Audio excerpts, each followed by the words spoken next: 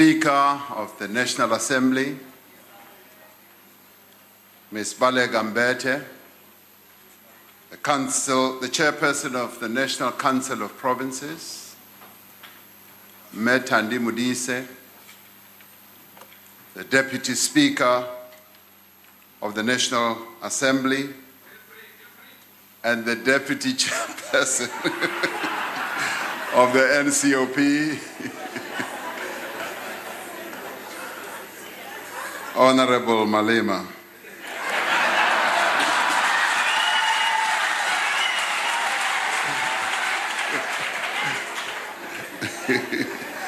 Hey, Marwena Mar.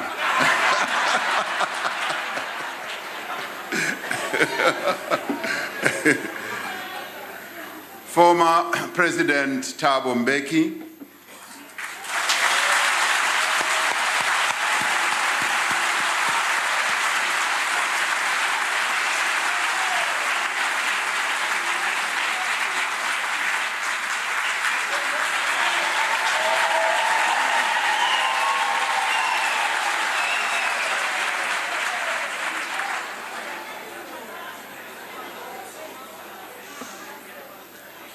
former Deputy President, Mr. F.W. de Klerk,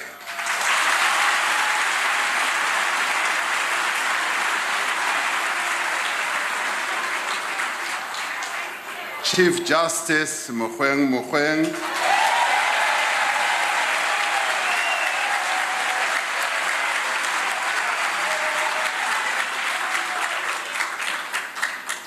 as well as all esteemed members of the judiciary who are here.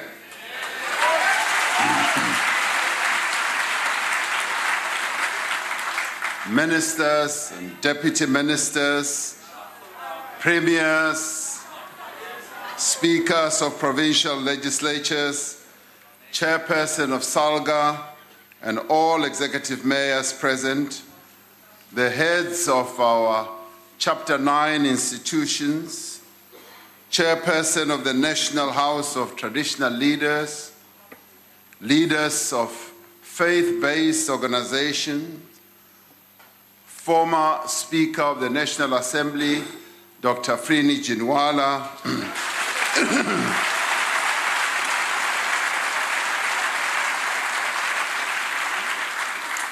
former Speaker of the National Assembly, Mr. Max Sisulu,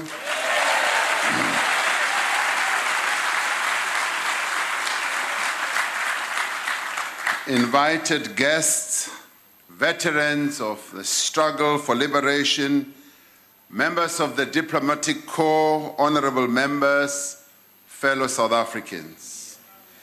It is for me indeed a great honor and a privilege to have this opportunity to address you all and indeed the nation on this, the State of the Nation address. This address should have been delivered last week, but was delayed so that we could properly and carefully manage issues of political transition. I wish to thank honorable members and the people of South Africa for their patience and for your forbearance. I also wish to extend a word of gratitude to former President Jacob Zuma,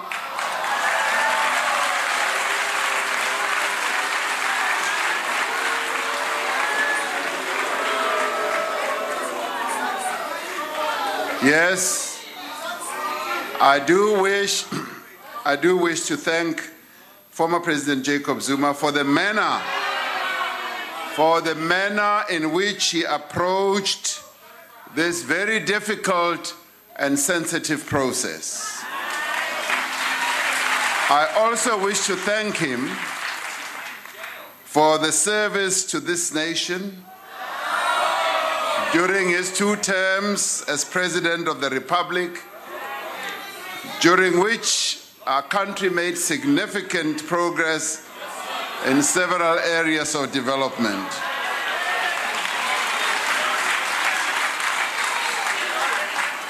I spoke to President Zuma yesterday, and we exchanged wonderful,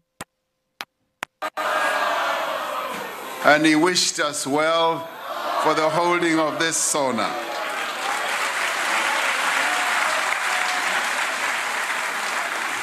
Fellow South Africans, in just over 150 days from now, the people of the world, and indeed our people in this country, will unite in celebrating the 100th anniversary birth of Nelson Rolihlahla Mandela.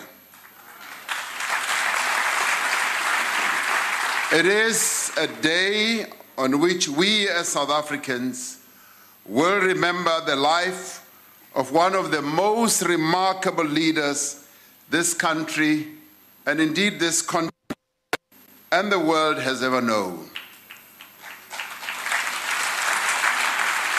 We will have an opportunity to recount Madiba's long walk to freedom. We will also have an opportunity to reflect on his wisdom, his unfailing, his abiding compassion, and his essential integrity. We have dedicated this year, 2018, to his memory, and we will devote every action, every effort, every utterance to the realization of his vision of a democratic, just, and equitable society. Guided by his example, we will use this year to reinforce our commitment to ethical behavior as well as ethical leadership. And in celebrating the centenary of Nelson Mandela, we are not merely honoring the past, we are building the future, and particularly the future that Nelson Mandela envisaged for South Africa, our country and its people, the future that has its roots in the Freedom Charter. We are continuing the long walk he began to build a society in which all may be free, in which all may be equal before the law, and in which all may share in the wealth of our land and have a better life. We are building a country where a person's prospects are determined by their own initiative and hard work, and not by the color of their skin, place of birth, gender, language, or income, or their parents.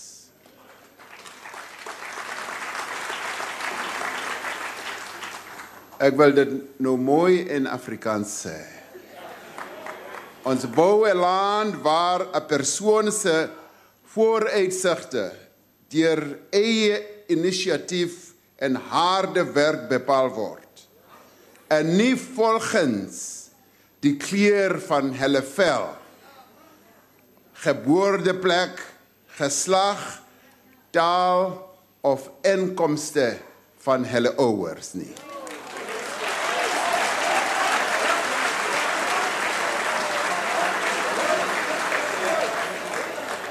This year, we will also celebrate the centenary of another giant of our struggle, Umama Albertina Nontsikelelo Sisulu.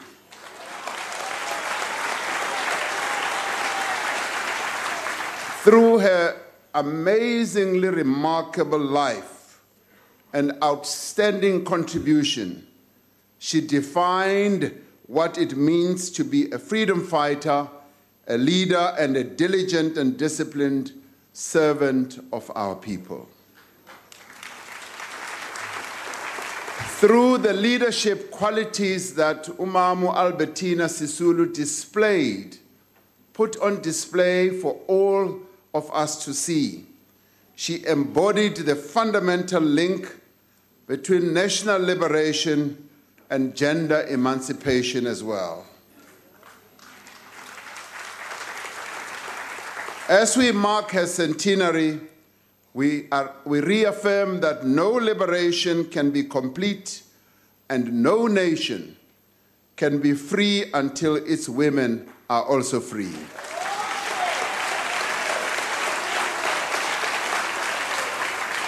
We honor this son, Nelson Rolihlahla Mandela, and this daughter, Albertina Nontsikelelo Sisulu,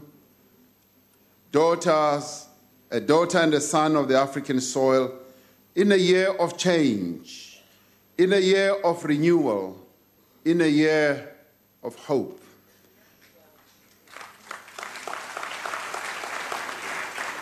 We will seek to honor them not only in word, but in deed as well, particularly in direct action towards the achievement of their shared vision of a better society in our country. We should honor Madiba by putting behind us the era of discord, the era of disunity, and the era of disillusionment that had somehow engulfed our country. We should put behind us the era of diminishing trust in public institutions and weakened confidence in our country's public leaders. We should put all the negativity that has dogged our country behind us, because a new dawn is upon us, and a wonderful dawn has arrived. It is a new dawn that is inspired by our collective memory of Nelson Mandela, but it is also inspired by the changes that are now unfolding in our country. Wonderful changes that everybody can see. As we rid our minds of all negativity, we should reaffirm our belief that South Africa belongs to all who live in it. For though we are a diverse people, we are one nation. There are 57 million of us, each with different histories, different languages, different cultures, experiences, views, as well as interests. Yet we are bound together by a common destiny that is defined by our South Africanness. For this, we owe much to our forebears, people like Pixley Kaisa Kaseme, Charlotte Macleke, Chief Albert Luthuli, who understood the necessity of the unity and harmony of all the people of this great land, South Africa. We are a nation at one. We are one people committed to work together to find jobs for our youth, to build factories and roads, houses and clinics, to prepare our children for a world of change and progress, to build cities and towns where families may be safe, productive, and they may be content. We are determined to build a society defined by decency and integrity that does not tolerate the plunder of public resources, nor the theft by corporate criminals of the hard-earned savings of ordinary people.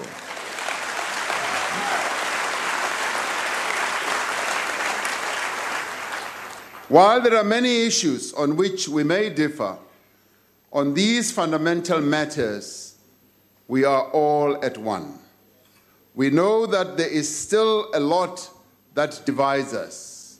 We are divided by history, we are divided by where we live, we are divided by our gender, we are divided by a whole range of things. We remain a highly unequal society in which poverty and prosperity are still defined by race as well as by gender. We have been given, all of us gathered here, members of this parliament, yes, indeed, all others who are also visitors here, and many of our people out there, we have been given the responsibility as South Africans to build a new nation, to confront the injustices of the past and the inequalities of the present. We are called upon to do so even as we face difficult conditions.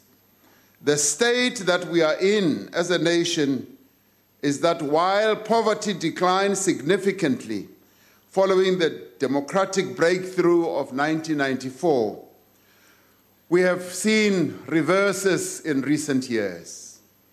Poverty levels rose in 2015, unemployment has gone up and inequality has persisted.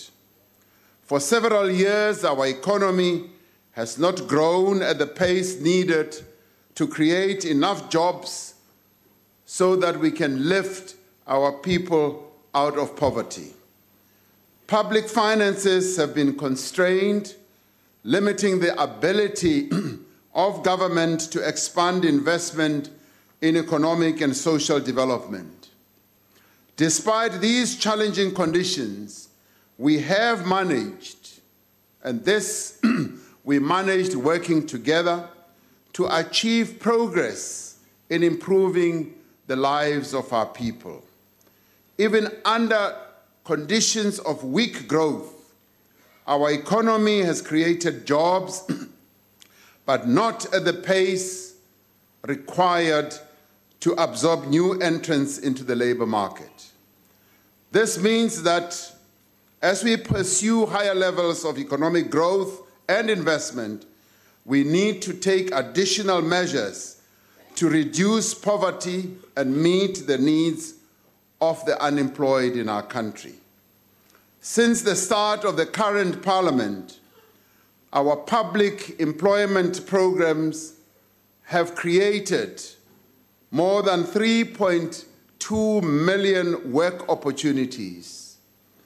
In the context of widespread unemployment, these opportunities continue to provide much-needed income and relief. They also provide work experience and training to many South Africans who find opportunity to participate in them.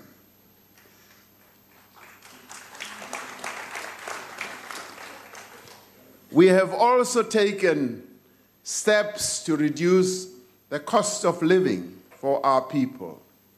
The cost of living for our people has kept on rising on all levels. Government's free basic services program currently support more than 3.5 million indigent households across the length and the breadth of our country. More than 17 million social grants are paid each month, benefiting nearly a third of our population.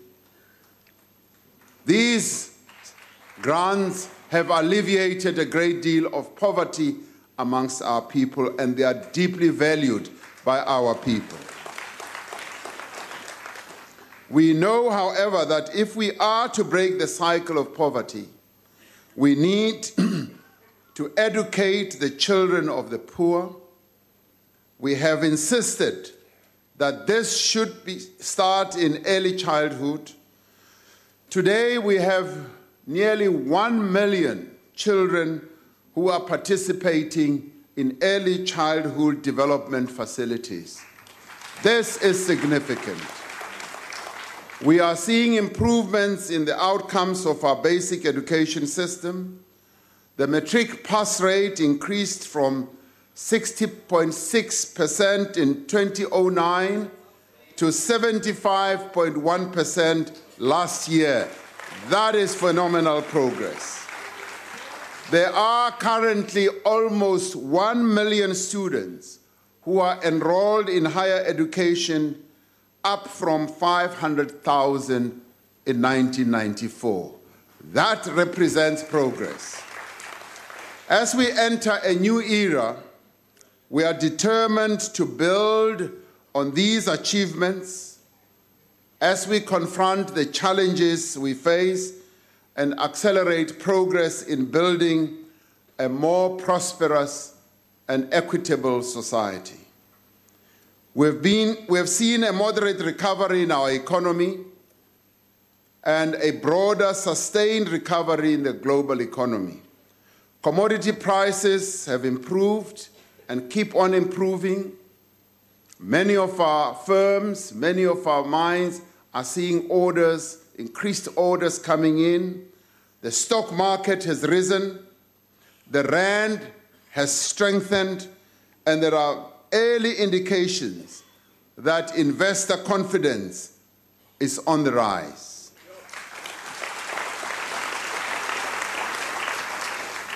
We have taken decisive measures to address concerns that have been raised by a number of stakeholders about political instability, and we are committed to ensure that there is policy certainty as well as consistency in a number of areas where there has been policy weakness and uncertainty. There is a greater sense of optimism amongst many of our people. Our people are hopeful about the future, and one sees it as one goes around. Business confidence among South African companies has improved, and it keeps improving. Foreign investors are looking anew at opportunities in our country. When we had the occasion, Madam Speaker, Chair of Provinces, when we had occasion to be in Davos, the World Economic Forum, we were able to interact with a number of international investors. And they said they're beginning to look at South Africa anew, with a new prism, and they can see that change is on the way in South Africa, and that is what they find attractive. There are some international banks who have identified South Africa as one of the hot emerging markets in 2018, and that is welcome news to our ears. Our task as South Africans is to seize this moment and not to pour cold water on this moment. Our task is to seize this moment of hope, this moment of renewal, and to work together to ensure that it makes a meaningful difference in the lives of our people. This year, we will be initiating measures to set the country on a new path of growth, employment, and transformation. We will do this by getting social partners in our country to collaborate in building a social compact on which we will create drivers for economic recovery in our country. We have to build further on the collaboration with business and labor to restore confidence and to prevent an investment downgrade once more.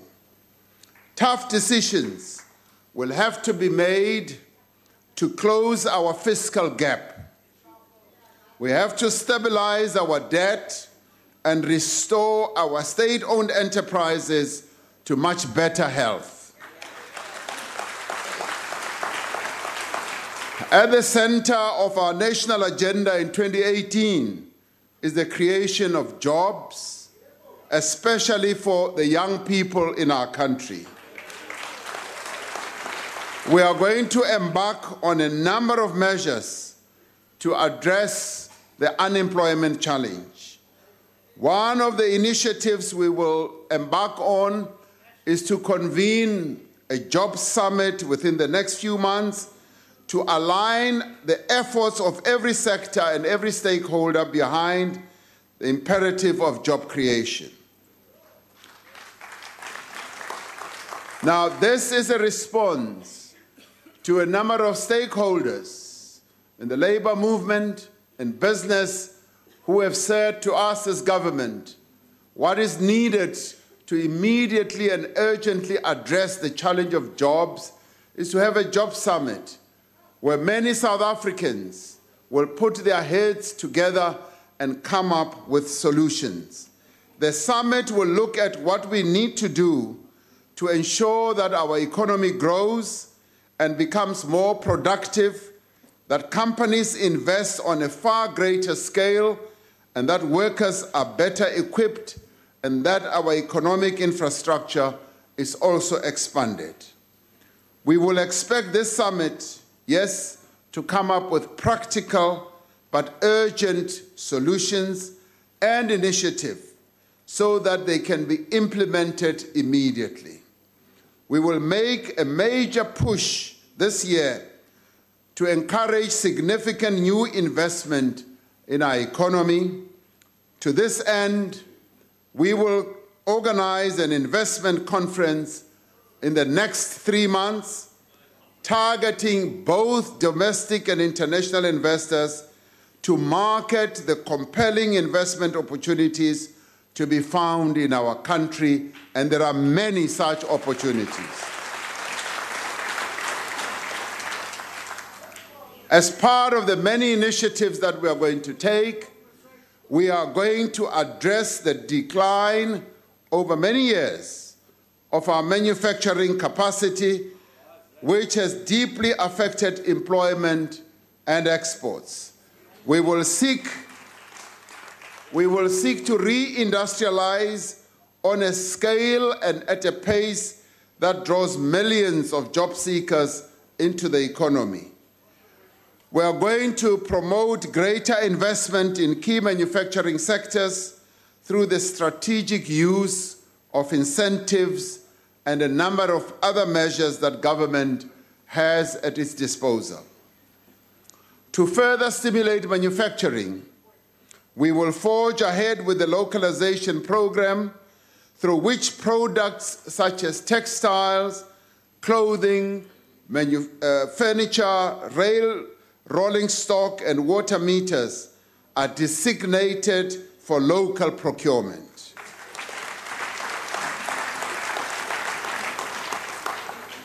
We have already spent 57 billion rand on locally produced goods that may have been imported from a number of countries, thus creating jobs in other countries where we import goods from.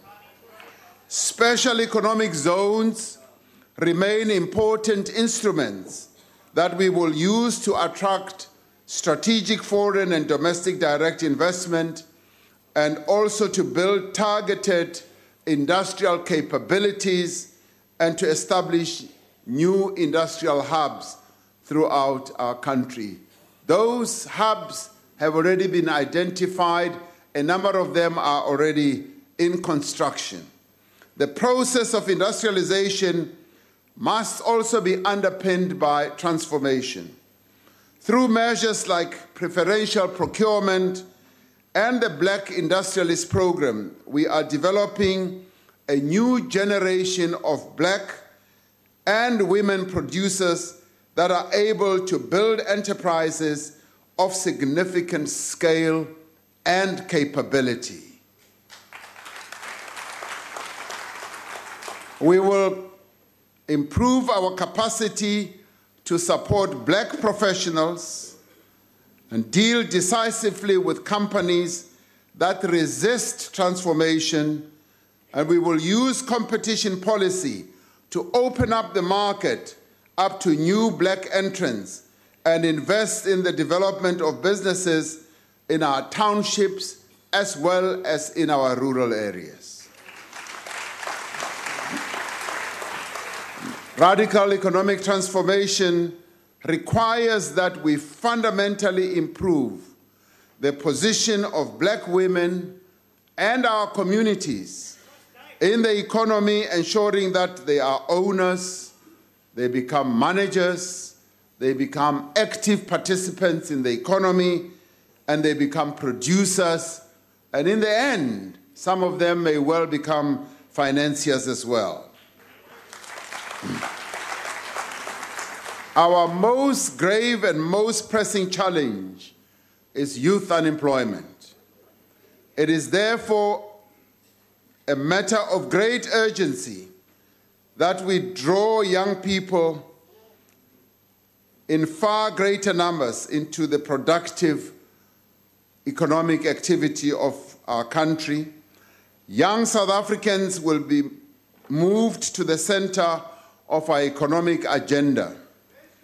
They are already forming a greater proportion of the labor force on our infrastructure projects and are the primary beneficiaries of programs such as the installation of solar water heaters and the war on leaks. We are taking steps and measures to involve our young people in economic activity because it is there that we face a great challenge with regard to unemployment.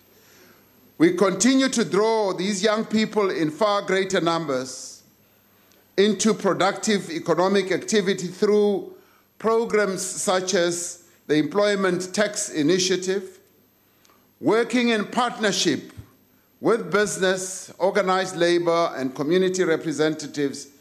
We are creating opportunities for young people to be exposed to the world of work through internships, through apprenticeships, through mentorships, and through entrepreneurship programs as well. Next month, we will launch the Youth Employment Service Initiative, which will place, yes, you ask how many, which will place unemployed youth in paid internships in companies across the economy. Together with our partners, we have agreed to create 1 million such internships in the next 3 years. If we are to respond effectively to the needs of young people, it is essential that they themselves articulate their views, their needs, and they are able to engage with government at the highest level. To this end, I will therefore be establishing a youth working group that is representatives of all young South Africans to ensure that our policies and programs advance their interests.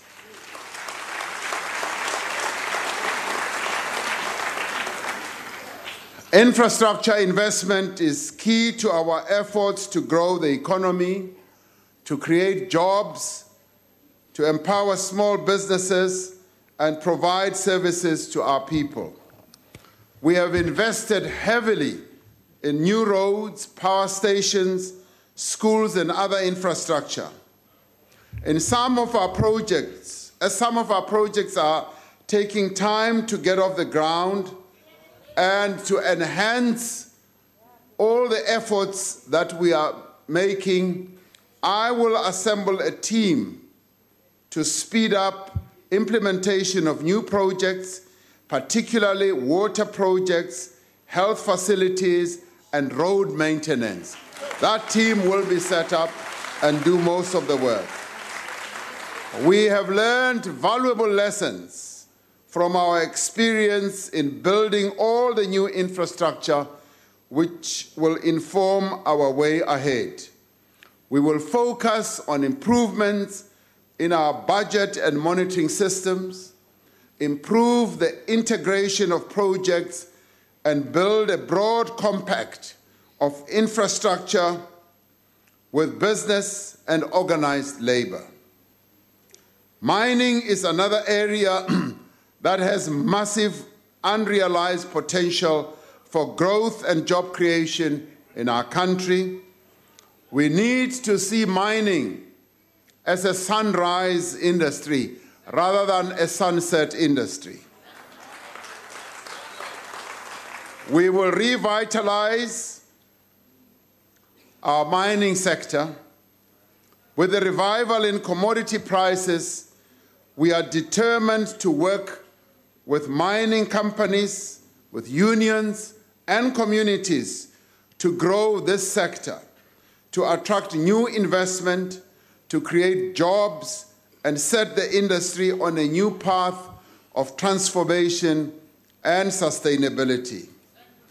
This year, we will intensify engagements with all stakeholders on the mining charter to ensure that it is truly and effectively an instrument to sustainably transform the face of mining in South Africa. By working together in a genuine partnership, which is underscored by trust and a shared vision, I am certain that we will be able to resolve the current impasse and agree on a charter that both accelerates transformation and grows this vital sector of our economy. Processing of the MPRDA Amendment Bill through both Houses of Parliament is at an advanced stage, with an indication by Parliament that the bill will reasonably be finalized during the first quarter of 2018. The bill, once enacted into law, will entrench existing regulatory certainty, provide for security of tenure, and the advance of socio-economic interests of all South Africans. We are extremely concerned about the rising fatalities in mining, particularly this year. We call on mining companies to work together with all stakeholders to ensure that mine accidents are dramatically reduced this year. One mining fatality is far too many. Ultimately, the growth of our economy will be sustained by small businesses, as is the case in a number of countries around the world. It is our shared responsibility to grow this vital sector of the economy. We will work with our social partners to build a small business support ecosystem that assists, that also nourishes, and promotes entrepreneurs. Government will honor its undertaking to set aside at least 30% of public procurement to small and medium enterprises, to cooperatives, and to township and rural enterprises.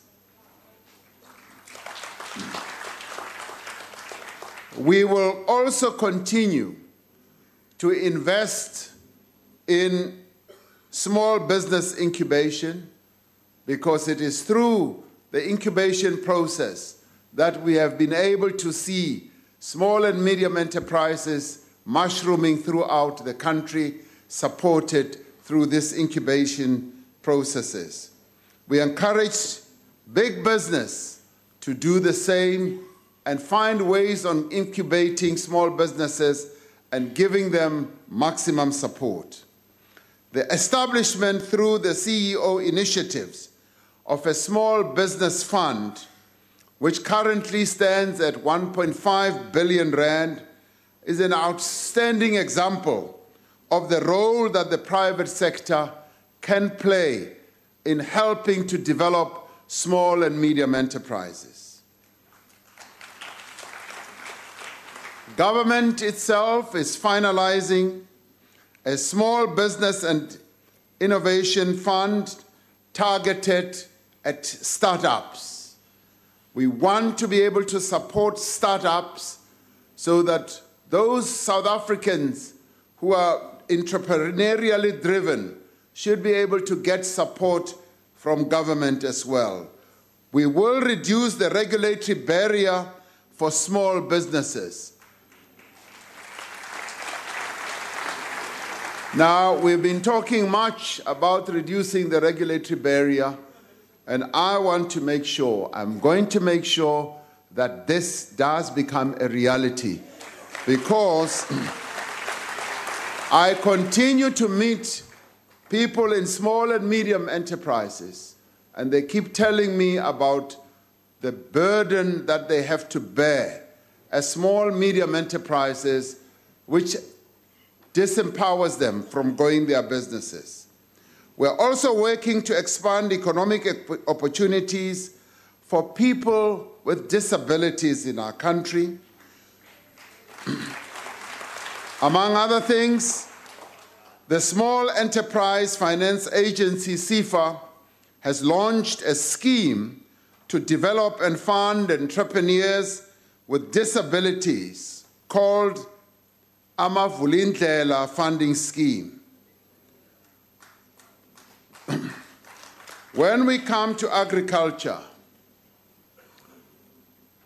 sena tsa temo ke tsona tse bohlokwa le ho feta. Ka hobane ke moo batho ba rona ba tla fumanang menyetla e metle ya hore ba kene kgwebong yena ya tsa ho lema. Ke moo re shebileng hore re ka kgona ho aha mesebetsi. Ba National Planning Commission ba ile ba re ho rona re ka kgona ho aha mesebetsi e lekanang milione ha re tla ho ena ya agriculture. Agriculture has made the largest contribution by a significant margin to the improved growth of our economy in the second and third quarters of 2017. This year, we will take decisive action to realize the enormous economic potential of agriculture. And as agriculture requires land, as agriculture needs land as a basic resource, we will accelerate our land distribution program not only to redress a grave historical injustice, but also to bring more producers into the agricultural sector and to make more land available to our people for cultivation. We will pursue a comprehensive approach that makes effective use of all mechanisms at our disposal. Guided by the resolutions of the 54th National Conference of the Governing Party, this approach will include the expropriation of land without compensation.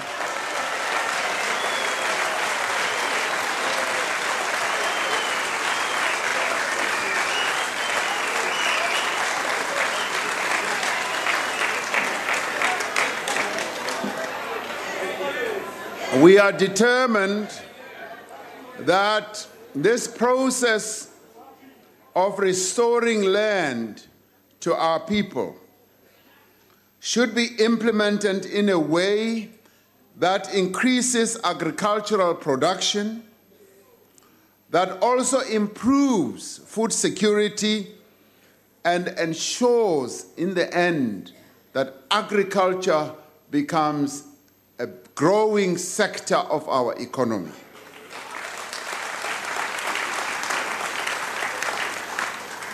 Government will therefore undertake a process of consultation to determine the modalities of the implementation of this resolution. We make a special call on the financial institutions in our country so that they become our partners in mobilizing resources to accelerate land redistribution program, as increased investment will be required as we generate more growth in agriculture and treat agriculture as a job creator and a sunrise sector of our economy as well. Tourism is another area which provides our country with incredible opportunities to quite literally shine. Tourism currently sustains 700,000 direct jobs, and is performing better than most other growth sectors in our economy. And there is no reason why we can't double the size of employed people in tourism. There's just no reason. We have the most beautiful country in the whole world, and we are the most hospitable people in the whole world. And there's no reason we cannot grow our tourism industry. South Africans, and I call on all South Africans to open their hearts, to open their rondavels as well, to open their arms and welcome visitors from all over the world. Let us make South Africa the real hub of tourism in the whole world.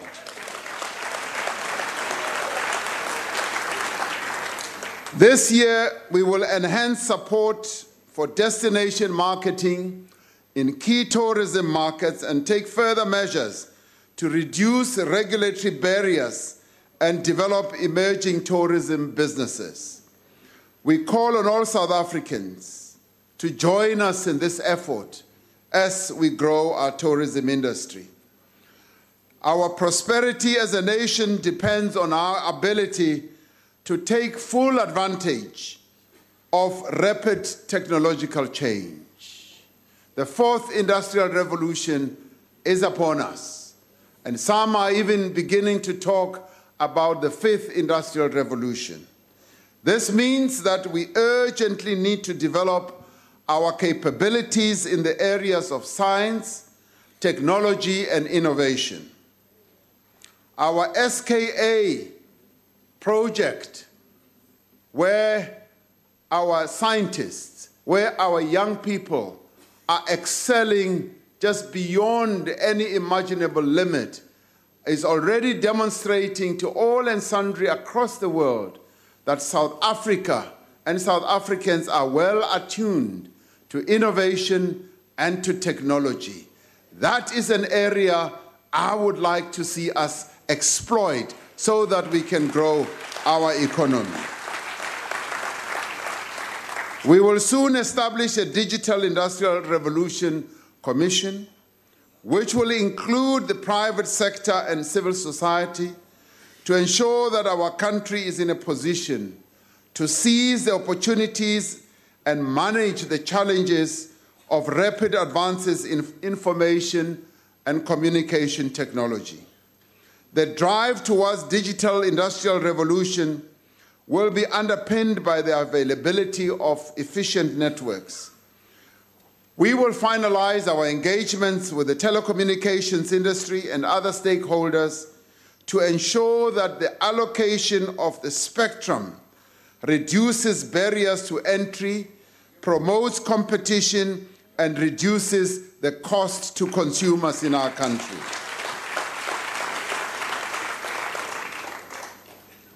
When it comes to international matters, South Africa has acceded to the tripartite free trade area agreement, which brings together SADC, our own region, COMESA, and the East African Community.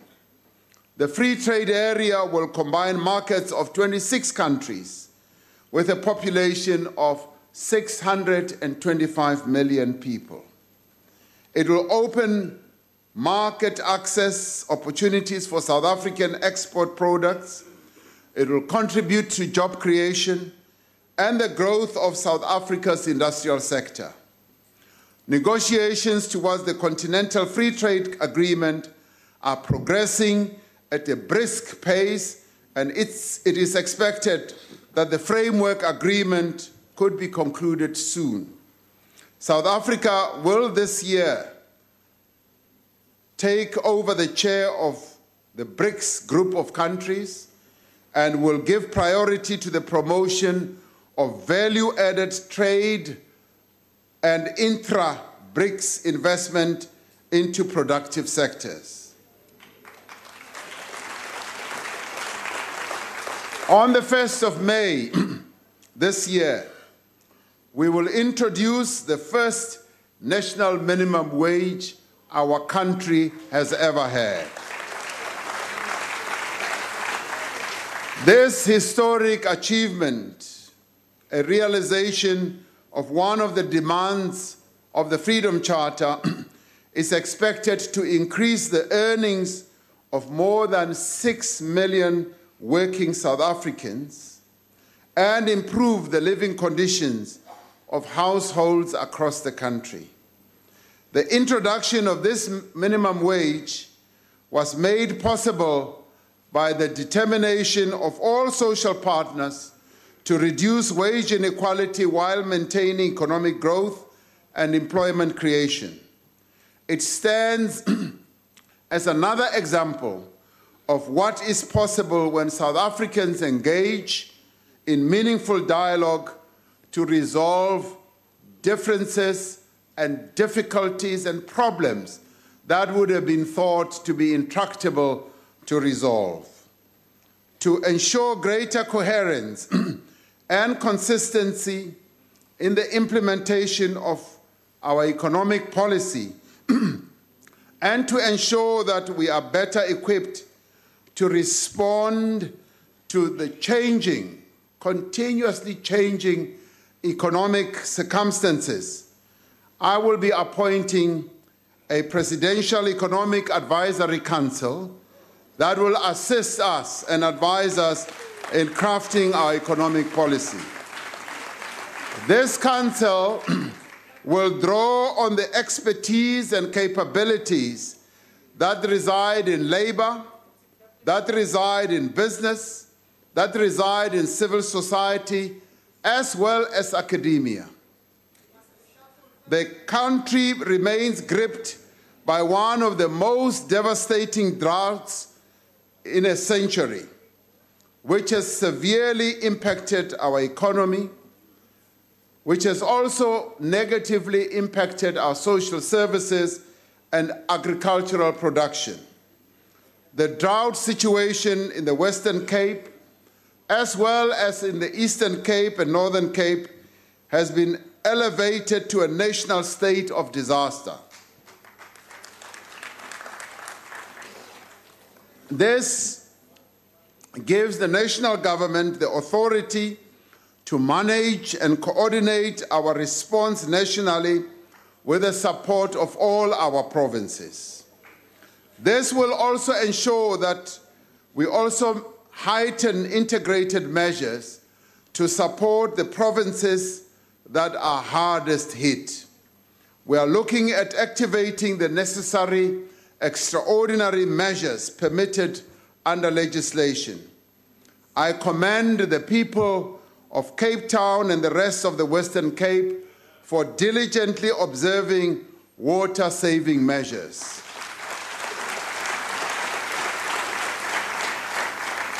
We call on everyone in the country to use water sparingly, as we are essentially a water-scarce country that relies on this vital resource to realize our developmental aspirations. On the 16th December last year, former President Jacob Zuma announced that government would be phasing in fully subsidized free higher education and training for poor and working-class South Africans over a 5-year period. Starting this year, free higher education and training will be available to first-year students from households that have a gross combined annual income of $350,000.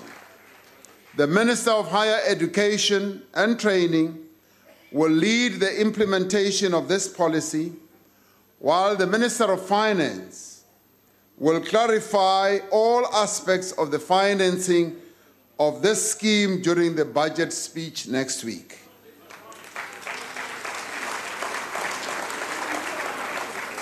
In addition to promoting social justice, an investment of this scale in higher education is expected to contribute to greater economic growth, to also help in reducing poverty, to reduce inequality, and to enhance the earnings of families and to increase the competitiveness of our economy.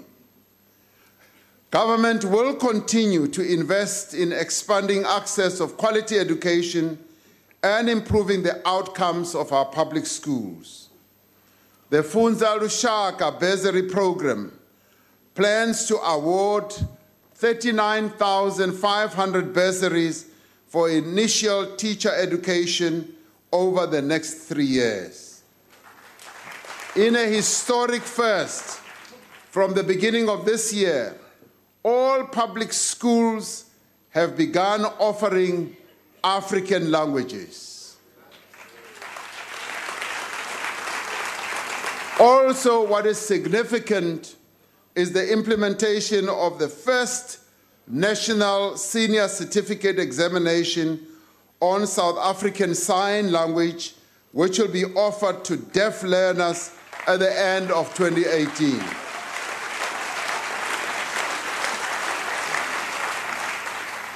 The Accelerated Schools Infrastructure Delivery Initiative, ACIDI, program continues to deliver modern facilities to our schools, particularly in the rural areas and underprivileged urban areas across the length and the breadth of our country, with at least 187 schools being completed to date. The program will complete all outstanding projects by the end of the next financial year. Social grants remain a vital lifeline for millions of our people living in poverty. We will urgently take decisive steps to comply with all directives of the Constitutional Court, and I want to personally allay the fears to all our people of any disruption to the efficient delivery of this critical service, and I will take action to ensure no person in government should undermine the implementation deadlines that have been set by the court.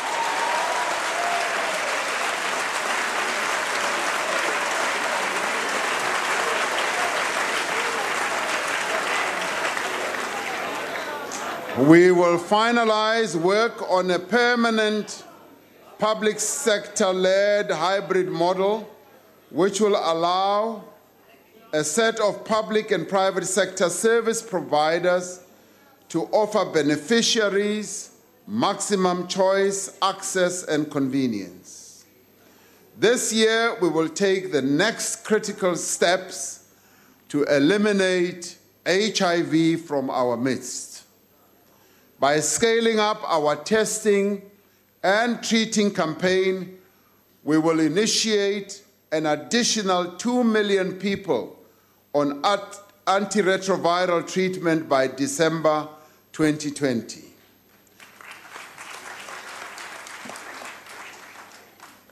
We will also, yes, cheers. We will also need to confront lifestyles, diseases such as high blood pressure, diabetes, cancers, and cardiovascular diseases. In the next 3 months, we will launch a huge cancer campaign similar to the HIV counseling and testing campaign that we launched. This will also involve the private sector, as we need to mobilize all resources in our country to fight this disease. The time has now arrived to finally implement the universal health coverage through the National Health Insurance. The bill is now ready to be processed through government and Parliament will have the bill submitted to it in the next few weeks. Certain NHI projects targeting the most vulnerable people in society will commence in April of this year. In improving the quality of life of all South Africans, we must intensify our efforts to tackle crime and to build safer communities. During the course of this year, the community policing strategy will be implemented with the aim of gaining the trust of the community and to secure their full involvement and cooperation in the fight against crime. The introduction of a youth crime prevention strategy will empower and support young people to be self-sufficient and become involved themselves in crime-fighting initiatives. A key focus this year will be the distribution of resources to police station level.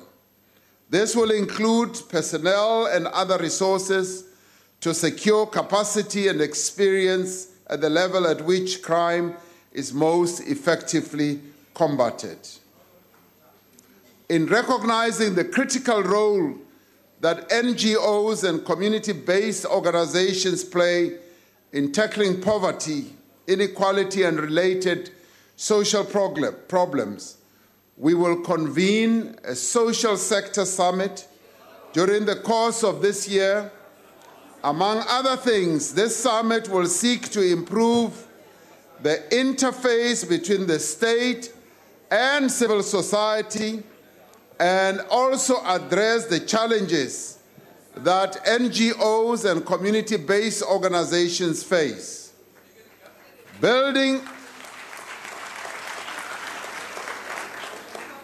growth, development, and transformation depend on a strong and capable state. It is critical that the structure and the size of the state is optimally suited to meet the needs of the people and ensure the most efficient allocation of public resources. We will therefore initiate a process to review the configuration, the number, and the size of national government departments.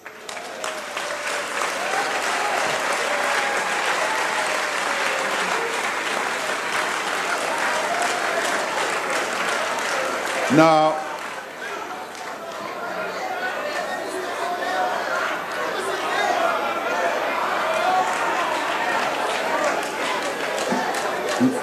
many of our state-owned enterprises are experiencing severe financial, operation, and governance challenges.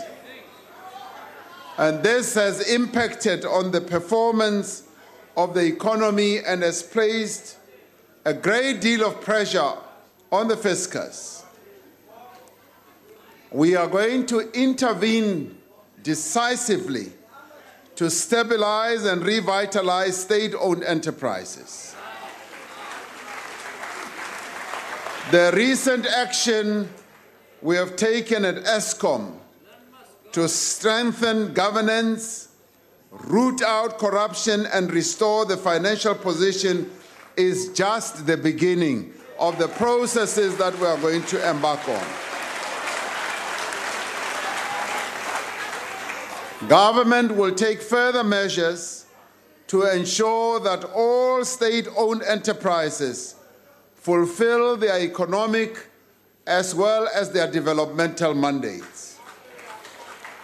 We will need to confront the reality that the challenges at some of our SOEs are structural, that they do not have sufficient revenue streams to fund their own operations. These SOEs cannot borrow their way out of their financial difficulties, and we will therefore undertake a process of consultation with all stakeholders to review the funding model of our SOEs as well as other measures. We will change the way that boards are appointed so that only people with expertise experience, and integrity serve on these vital positions.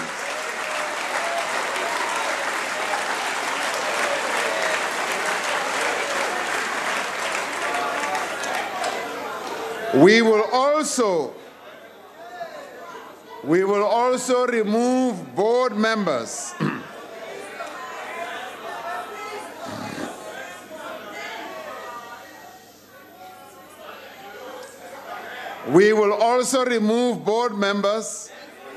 from any role in procurement. I want to repeat this one. I want to repeat it because in a number of our SOEs, we have found that board members tend to get involved in operational matters up to procurement.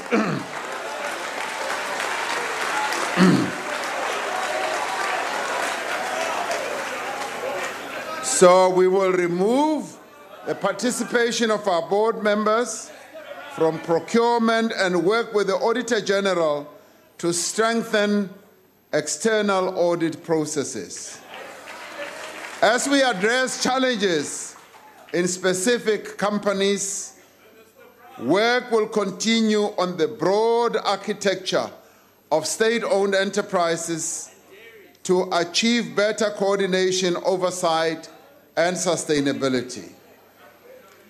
This is the year in which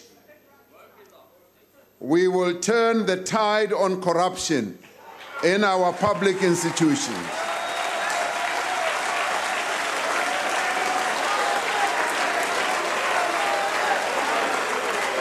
The criminal justice institutions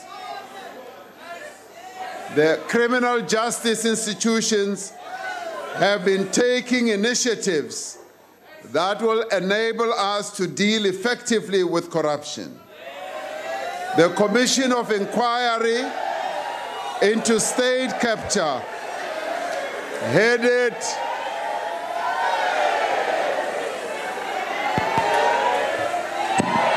Order, honorable members.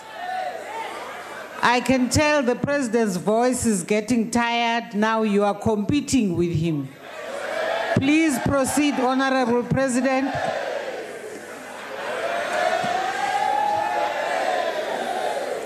The Commission of Inquiry into State Capture, headed by Deputy Chief Justice Judge Raymond Zondo, is expected to commence its work shortly. The Commission is critical to ensuring that the extent and nature of state capture is established, that confidence in public institutions is restored, and that those who are responsible for any wrongdoing should be identified.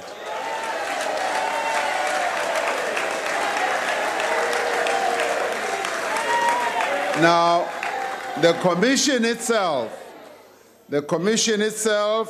should not displace the regular work of the country's law enforcement agencies in investigating and prosecuting any of the acts of corruption. We must fight corruption, we must fight fraud and collusion, as well as in the private sector, with the same purpose and intensity that we want to fight it in the public sector. We must remember that every time someone receives a bribe, there is someone who is prepared to pay it. We will make sure that we deal with both of them in a very effective manner. We urge professional bodies as well as regulatory authorities to take actions against members who are found to have acted improperly and unethically as well. This requires that we strengthen law enforcement institutions and that we shield them from any external interference, or manipulation. We will urgently attend to the leadership issues at the National Prosecuting Agency Authority to ensure that this critical institution, is stabilized and able to perform its mandate unhindered without any fear of favor or prejudice. We will also take steps to stabilize and strengthen vital institutions like the South African Revenue Service.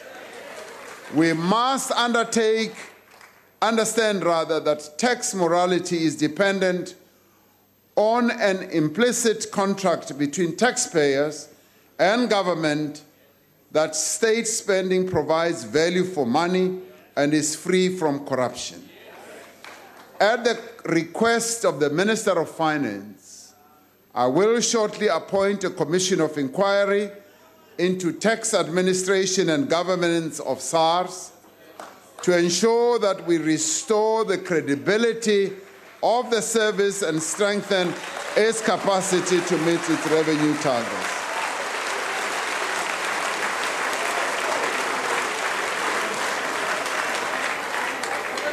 Our state employs some 1 million public servants.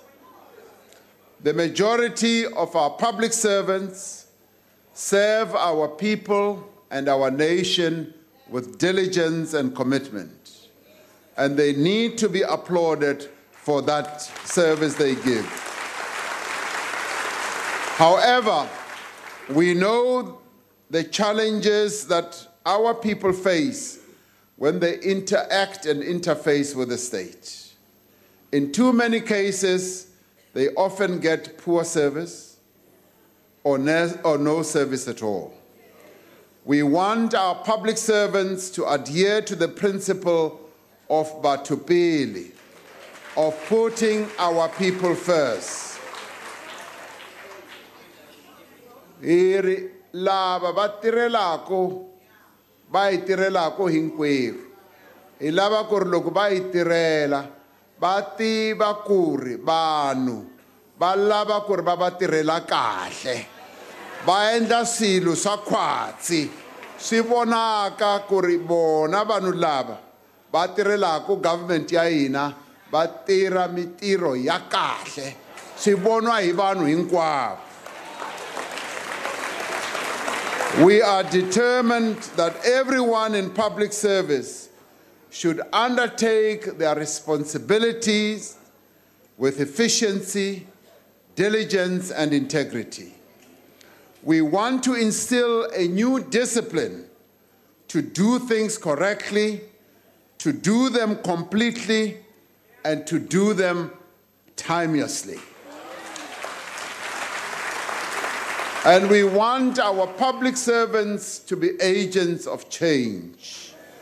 During the course of the next few months, I will visit every national department to engage with the senior leadership of all our government departments to ensure that the work of government is effectively aligned.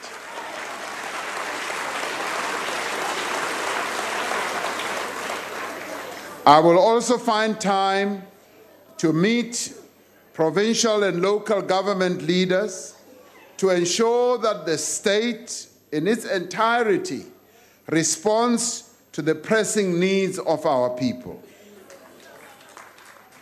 Fellow South Africans, I believe that our country has entered a period of change. While change can produce uncertainty, while change can also produce anxiety, it also offers us a great opportunity for renewal, for revitalization, and also for progress. Together, we are going to make history in our country. We have done it before. We have done it before, and we can do it again.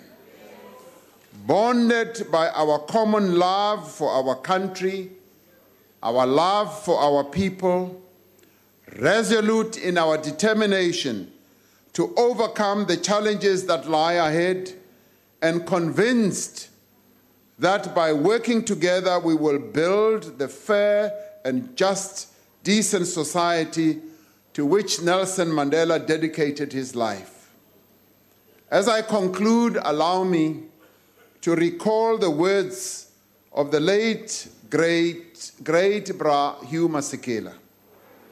In his song, Tumamina, he anticipated a day of renewal, of new beginnings. He sang, I want to be there when the people start to turn it around.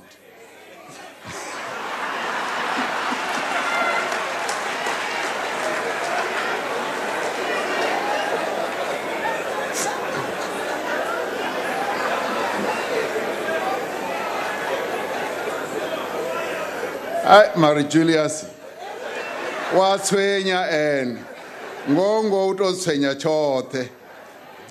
I want to be there when the people start to turn it around, when they triumph over poverty. I want to be there when the people win the battle against AIDS. I want to lend a hand. I want to be there for the alcoholic.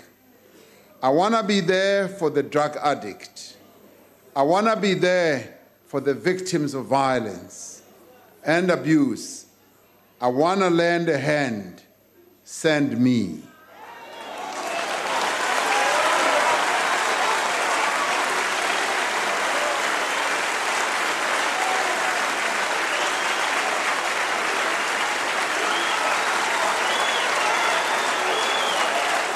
I haven't finished.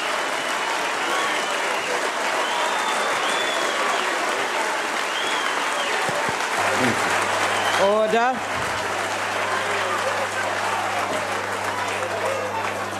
As I conclude,